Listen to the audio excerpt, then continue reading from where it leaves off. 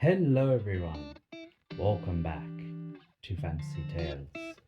Today we are continuing part 1 of the story of Strickler, telling you of his treatment of Angor Rot to his death in the movie. So sit back, relax, and let's watch part 2 of the Law of Strickler.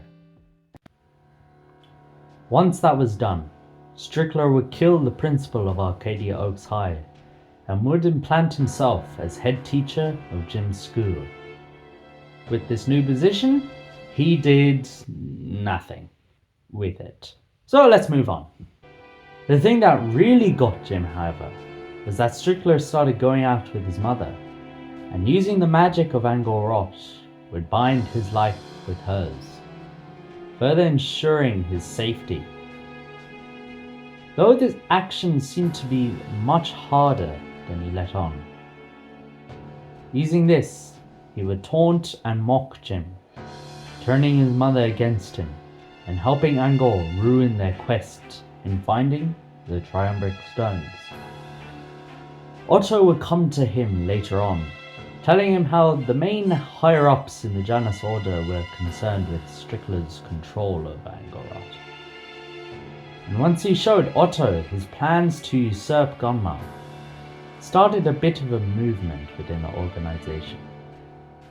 For now though, Strickler would continue to pester Jim, until one day he found the ring gone, and moments later was attacked by Angor Rot. Frantically trying to escape, he would trap Angor in his car and drive it off the ledge. He knew that wouldn't stop him for long, and reluctantly sought Jim out for help.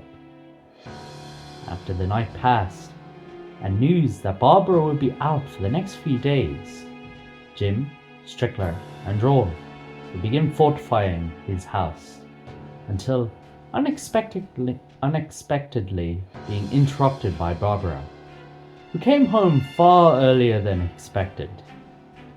After a bit of the blame game, Angor would enter the house. Jim would engage Angor alone, allowing him and Barbara to hide. Once she was safely out of danger, Strickler returned to the fight and helped Jim capture Angor Rot, until Barbara did a oof, as they say, and Angor was able to wound Strickler, in turn injuring Barbara. With a distraction from Drawl, Strickler would travel towards Troll Market in order to have himself and Barbara healed. Determining that this was Gum magic, Strickler would tell them a cure lay in his office in the secret compartment behind his room. After some time, a cure was found. Yes, it would erase Barbara's memories of tonight.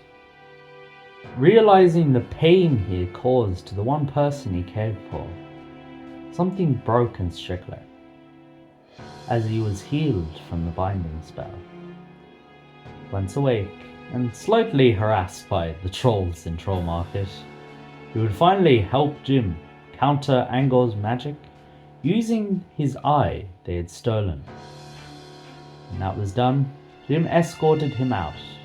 Strickler asked if there was any more he could do, but Jim told him everyone didn't trust him, and if he was honest, neither did he. As a thank you and apology for all the damage he has caused, he gave Jim the final Triumvirate stone, accepting his fate to remain a troll forever.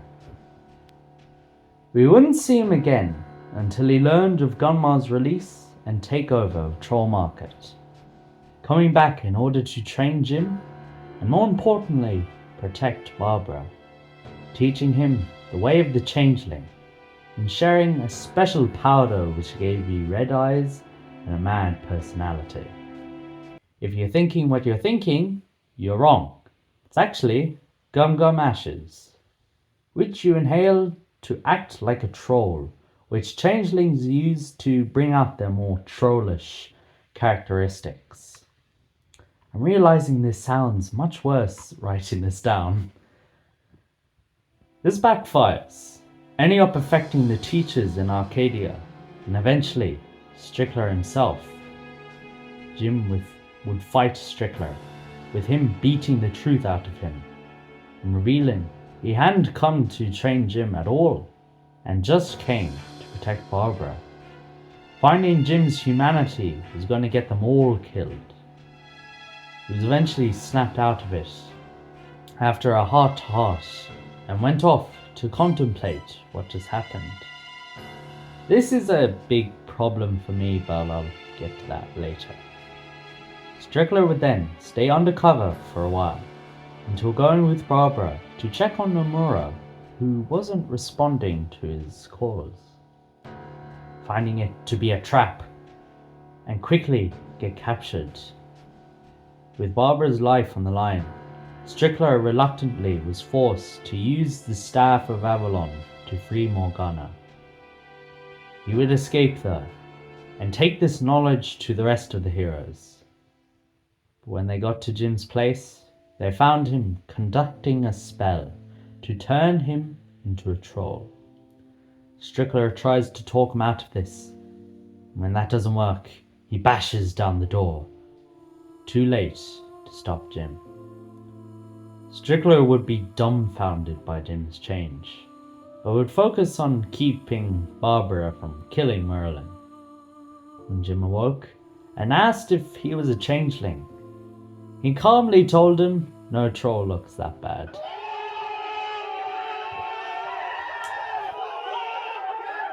Once Jim and team headed out to train, Strickler talked with Barbara. The two hadn't been all sunshine and rainbows, but Barbara did confess her worries of Jim. He assured her Jim would be fine, and how he, like herself, was merely watching the same situation with little idea of what might happen. Jim would disappear moments later, and they would all try and search for him. Strickler would help Barbara catch up to Jim, and eventually reinforced him how it didn't matter what he looks like. He was still their friend. With that settled, Morgana begun the eternal night.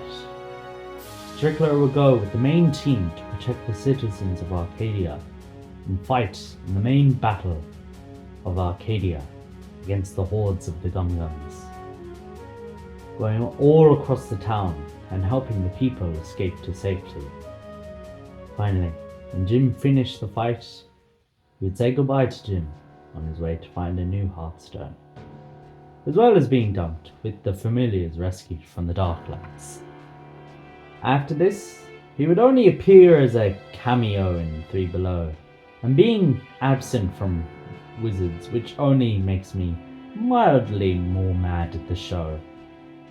Thankfully, he returns with an updated look and has become a greater person in his absence, becoming a true father figure to Jim in his time of need. And when he embarks with him to kill the Ice Titan, he takes a bag of bombs with him and disintegrates the Ice Titan, killing him, and should have killed the Titan, but it just got right back up, and thus the story of Strickler ends here. Until season 4 anyway. The main arc Strickler goes through in the series is deciding who he wants to actually be. Though he was trained and made to cause death, his human emotions and relationships he made with people conflict inside of him, making him change his perception, coming to a head when he finds all the evil he has done has only hurt the person who has shown him kindness in his life. That he has pursued the praise from people who couldn't care less about him. We watch him grow out of his trollish tendencies and become more human. Which is why season 3 kinda bugs me.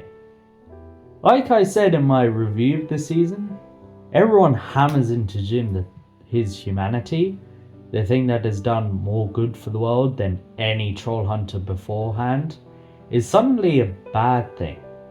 Most surprising is that it comes from Strickler at the start of the season. Even though this is something he is trying to work on, his humanity. To have him insult Jim on his and then try to build up his own is dumb.